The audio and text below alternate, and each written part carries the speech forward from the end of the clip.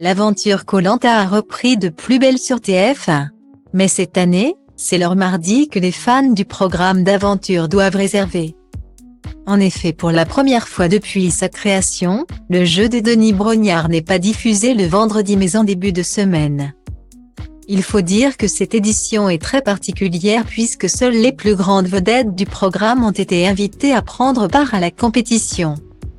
L'occasion de retrouver des candidats emblématiques comme Clémence Castel, seule aventurière à avoir remporté 2 fois le jeu. Laurent Mestret, probablement l'un des aventuriers les plus appréciés du public. Ou encore Karima, la militaire qui avait marqué l'édition tournée en Thaïlande en 2016. Mais alors qu'elle espérait aller le plus loin dans l'aventure, la belle brune a été éliminée de la compétition ce mardi 21 septembre. Exilée sur l'île des Bannis depuis qu'elle a été évincée de l'équipe des femmes.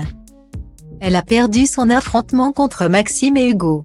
Mais les choses auraient pu se passer bien différemment à en croire ses dires.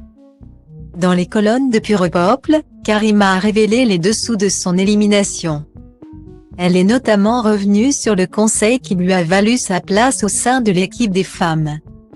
Une issue qui l'a quelque peu surprise puisque quelques heures avant, tout laissait penser qu'elle n'était pas sur la sellette.